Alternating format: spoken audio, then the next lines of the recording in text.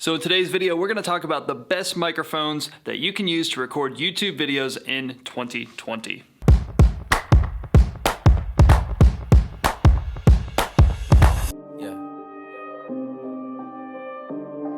Go and try your luck, test me in again, we let it rain. Please don't start us up, got that black and white, that yin and yang. Mr. Officer, please don't search us, we don't got a thing. Tell her park it up, then that ass be poking out them jeans up and sparking up. Like the fireworks, I keep the flame, heard you barking up. This the wrong tree, I got the strings, yeah, I'm charging up. They can't keep up, got them looking drained, now they walking up. Trying to put the face to the name. Pull up and I and I'm swerving. If a nigga try to holler, she gon' curve him. We came from under rugs like a Persian. We've been staying in our lane, ain't no merging.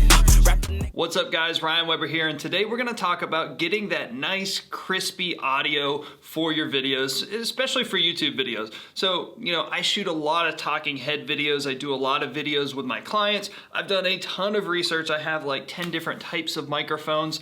And today we're gonna look at what microphone performs the best based on what your situation is. I have a lot of clients that are in the gym industry where they're moving around. I have clients that are in a very professional setting where we just do a typical talking head just like this. I have other clients where they're out moving around and engaging with people, so I can't sit there with like a shotgun mic. So I have a bunch of different mics. I've done a ton of different research, studies, just testing them on my cameras to figure out which audio sounds the best. So we're gonna jump right into it, just get right into some testing. I'll tell you what microphone I'm using, what it works for, what it looks like. We're in the studio today, so it's relatively quiet. There's no other outside noise, but it is pretty echoey. I don't have like soundproofing in here, but I'll give you kind of a feel of how far away I am from the camera and also what microphone I'm using so you can hear it and just pick for yourself what's gonna work best for you and what you're doing. All right, so like I said, I'm in the studio. I am gonna record everything in this same exact setup. I'm gonna be about arm's length away from the lens here. For me, that's, I don't know, 4 feet from the microphone. If I have something on top of the camera, I'm using the Canon EOS R5 just to let you know what is going on. So right now I'm using the Rode Video Mic Pro Plus. This is always my go-to microphone when I'm out kind of handheld running gun. I don't know what's gonna happen.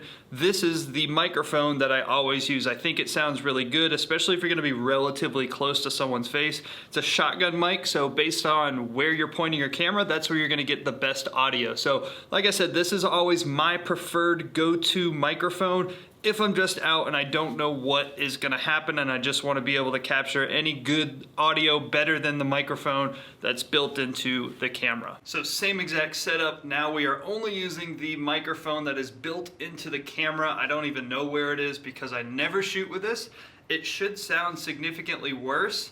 This is not what you want to do unless you have no budget whatsoever to afford a microphone. The very first thing I tell every single person, get a microphone. You want good sounding audio. Just kind of what's going on in here. I have the AC unit right here. It's blowing, but it's not very loud. So you might be able to pick that up since there isn't an external mic on this and it's just the microphone from the camera. So now I'm in literally the same setup, but I am using the Sennheiser AVX.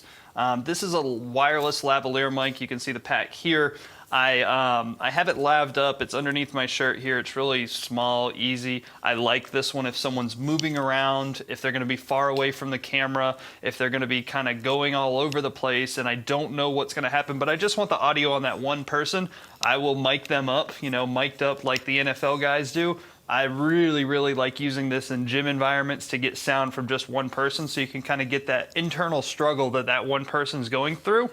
But this is one of my favorite microphones. It's really, really high quality. I like this one. It's one that I always go to when I'm trying to get that crispy audio for someone that I don't know where they're gonna be. Now, I moved my setup because I'm using a stationary microphone. This is kind of a bonus, if you're gonna do talking head stuff and you're not gonna move and you're cool with a mic like this being in your frame, this sounds really, really good. It's probably the most clean, clear, crisp audio that you can possibly get. Anytime I do a voiceover, I will use a Rode Procaster microphone. I think that's what it's called.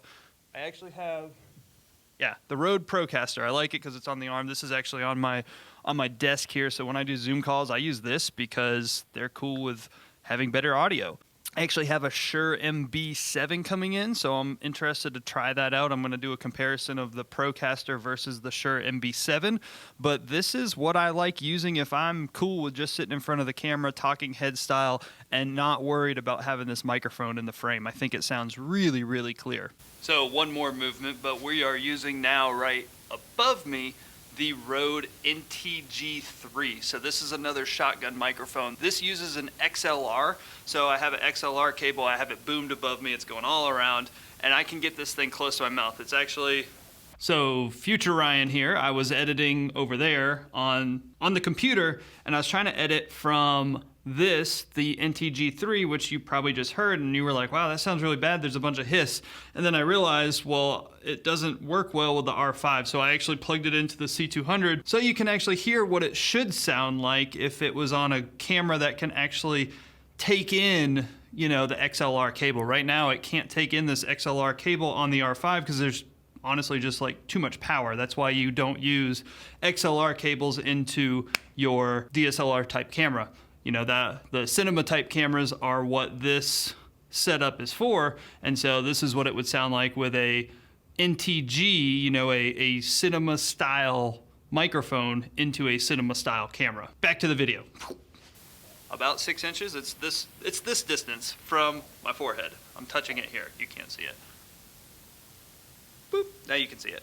All right, so we're gonna do one more test literally of me so you guys can understand like the difference of how these microphones sound depending on how far away you are from the camera. Right now I'm still arm length away, but I have the lavalier mic, the Sennheiser AVX on. I'm gonna walk to the other side of the room. You're obviously gonna hear that the sound doesn't go out on this. I can turn my back to you, I can move around, and it sounds literally the same exact thing. So if you have someone up on stage or they're moving around, like I said, I love this one for behind the scenes, mic'd up, when people are going and showcasing things, workout videos. These are perfect because the sound is always clear, it's always crisp. I've got this 75 feet away and it didn't lose any sound from the person. So this is one that I really like if you're moving away.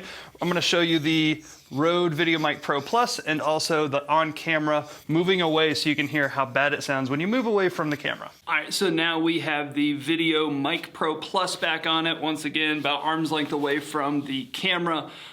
This should sound a little less, or it should sound a little more echoey because I am in an echoey room, but you'll be able to hear as I back up and knock everything over, that it's getting worse for the sound. You know, I'm sounding like I'm further away. This doesn't sound good, I'm sure. And if I'm running into everything.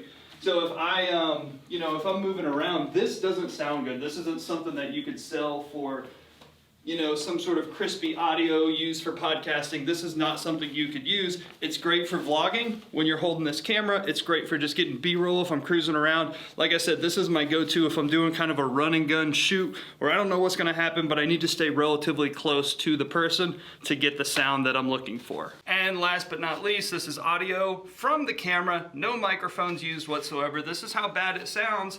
If you don't put a microphone on your camera, this should sound terrible. It should sound significantly worse than the other two microphones that we use. If you were kind of doing something, you have to have audio.